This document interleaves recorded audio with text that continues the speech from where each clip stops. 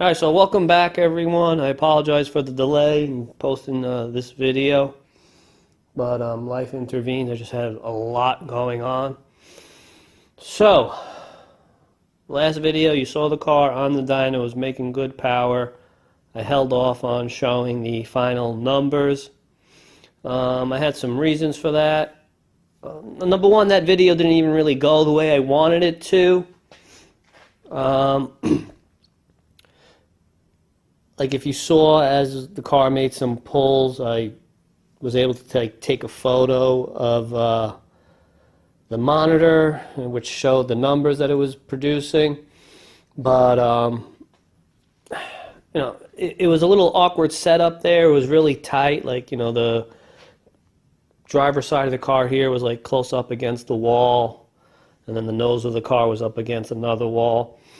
So in front of the car there was one computer, then on the driver's side of the car up high was a large monitor. So it was kind of tight to get back there, and I didn't want to step in anybody's way. It was late. I think the guy stayed late that day to do me the favor, so I appreciate it. So I didn't want to get in their way, and the shop owner told me that he would give me a printout of every dyno pull. So I figured I wasn't going to worry too much about showing the numbers because I was going to have a printout, but that didn't even really go as planned, because when I got home, they gave me a folder with the invoice, and I didn't look when I was there. And then when I came home and I checked the folder, there was only one sheet in there, and it was from probably the second pull, where you saw it make 665 horsepower to rear wheels. So I didn't even really get to take photos of the screen, or I don't have a printout showing the peak numbers, so I apologize for that. But let me tell you, there was one change which you guys didn't see done to the car. I don't know if you recall in one of my earlier videos where I said, the tuner said he wouldn't tune the car with the Snow Performance kit. Well, when I got there, he really wasn't kidding. He wouldn't tune the car with the Snow Performance kit. So I had the car towed there. So my hands were kind of tied. So I had them install the, Alky control injection kit. So basically behind this fender they installed a different pump. And, it's full of M1. And they ran these steel braided lines. I opted for a dual nozzle kit, so I got the dual nozzle kit there. So the car is running on straight M1, which I said I was going to put, which I did. I had taken out the boost juice that was in here. I pumped it out, and then I went and I bought a 5-gallon jug. Let me show you that. So here's the 5-gallon jug of M1 methanol. So that is now in the coolant reservoir. I'm sorry, the windshield washer reservoir. It's filled with this liquid. So they also made me a new intake pipe. Did a nice job. So I wound up spending a little bit more money than I hoped. But anyway, it's a better setup, it is. And the car liked the methanol. So, let's go to the bench. I'll show you the one dyno sheet and 1 or 2 pictures I have printed out for you guys. And we'll discuss the final numbers. I'll be back. Okay, so I never discussed and I never told anybody what the car made in stock trim, and then what the car made when it had the Pro Charger and the headers and the bigger injectors. So I initially had the car dynoed when it was all stock. So they used a mainline Dyno chassis dyno. They told me, I don't know, it was the only one in the country. It's this Australian dyno. I don't know if it's true or what, but the numbers seemed kind of low. I was a little disappointed, but who knows. So in stock trim, no modifications, The car made 345 horsepower, and it made 325 foot-pounds of torque. Now, when I put the Pro Charger, the long tube headers, the mid-pipe, the bigger injectors, I did not have the water methanol at this time. So this is with the Pro Charger, the full exhaust, the bigger injectors, and the tune. The car made basically 500 rear wheel horsepower and 428 foot-pounds of torque. So we'll call this, this is stock. This is stage 1. I guess now we could call what we did now stage 2. So we went from 345 rear wheel horsepower to 500 rear wheel horsepower. So we had a gain of, what did we have? A gain of basically 155 horsepower. And the torque, we went up more than 100 foot-pounds. So that's the chart, that's the comparison. Horsepower is the red, torque is the blue. Nice curve, nice graph. So that's what the car made before we did the heads, the cam, and the 1000cc injectors, the alky methanol control kit. So let's get to the final numbers now. Okay, so here we have the one dyno sheet that I got in the folder that they gave me. And this is probably from, like, I don't even remember, maybe the second pull that you guys saw. So it looks like max rear wheel horsepower for that second pull was 662 and 561 foot-pounds of torque. And we'll go over the amount of boost it made in a minute. So there's the chart. That's what it looks like. Pretty good.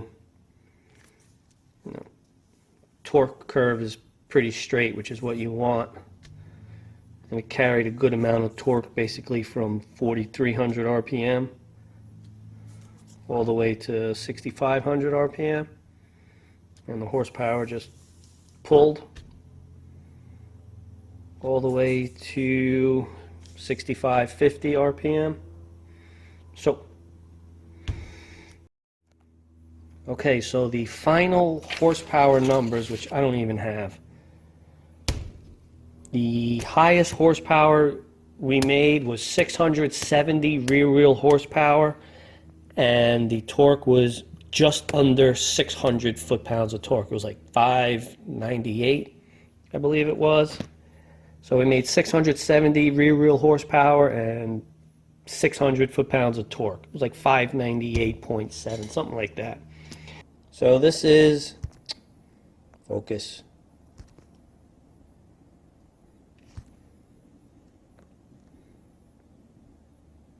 Alright, so from this pull, this shot you saw, this was the second pull, and I showed this. This is a picture that I took from, I printed it out. I'm just filming the piece of paper I have in front of me. But if you remember from the last video, from the second pull, so this was a photograph I took from the computer that was in front of the car, but you couldn't see it because the hood was up. So the numbers were 665 from that second pull and 575 foot-pounds of torque. So I believe this is another printout. This is from one of the photos I had taken. So over here you see. Now a lot of people don't really know how to read the monitor. So, and I know some of you guys didn't, because I could tell one guy who was, I had a bet with one guy, and if he guessed the horsepower and torque numbers right, I was going to give him my heads and cam. I was going to throw in a whole bunch of other stuff for him too, for free. But he was off, and I know he was off. He was too high on all the numbers, because he saw this, and then he made his guess based off of this. See, this says max power, 696.7. that's not the horsepower number. You got to look over here with WCF. This is with weather correction factor, because the ideal temperature to dyno a car, I think, is like 71 degrees. So this is the number. You got to look at the number that's always across from WCF. So in this photo we had 667.8 horsepower. Max torque was 599.9. But with the weather correction factor, it's 575 in this photo. So always look for the number here. Now, you'll see YouTube videos where this is conveniently been omitted or deleted or left out. They just show these numbers, which is incorrect. So, again, we made 670 horsepower, 600 foot-pounds of torque, roughly. Now, if you remember, I had previously mentioned that with bigger heads and cam, you lose some boost. Now, I had purchased a pulley that traditionally makes 12 pounds of boost, but you typically lose 2 to 3 pounds of boost if you have bigger heads and cam, which was exactly what happened. We only made 9 pounds of boost, and the 9 pounds of boost the guy showed me basically would kick in at 6,500 RPM. So for the majority of the pull, we were making like 8 pounds of boost. So we made real good horsepower and torque numbers with low boost relatively. You know, it says 9, but we hit 9 pounds of boost at 6,500 RPMs only. So I think they maxed out the car at like 6,700 RPM. They didn't go any higher.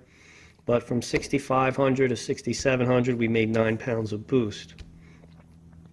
But for the majority of the pulls, we were making 8 pounds.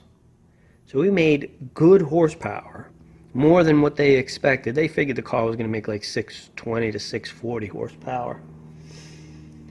And some people had asked me, like friends of mine had asked me, what was my guess? And believe it or not, I guessed 670 horsepower. And I came up with that number because the car made 500 rear wheel horsepower before. I figured the heads and the cam were worth another 100 horsepower, so that would put me at 600. Then I figured the bigger injectors and the alky kit, I figured would give me maybe another 70. And some of the other things we did, like, you know, I know the Trick Flow steam vent kit helped out. It helped to cool the engine down more. So little things like that do add up. So that's how I came up with 670, and that's exactly what we made, 670 rear wheel horsepower. But the good news is we did very well. On 8 pounds of boost, we made 670 horsepower, basically, 600 foot-pounds of torque. But the good news is we're going back to the dyno. And I want to see like 12 pounds of boost at that manifold.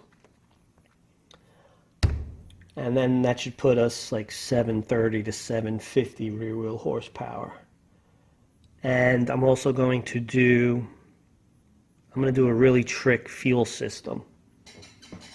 I don't want to say just yet what I'm doing. I'm doing my research, but I'm going to do a really trick fuel system. Hold on one sec, I'll be back. Let me show you some of the changes they had to do to the car. So there's your MAF sensor right there. In there, you know, this is where my knowledge is limited. So how was it explained to me? Like in there, in that MAF sensor, I believe you have like an IAT sensor, which is what 2 of these wires are for. But in order, what they wanted to do is they wanted the meth to hit the IAT sensor. So they snipped 2 wires that go to here, and then they installed their own IAT sensor, which is right there.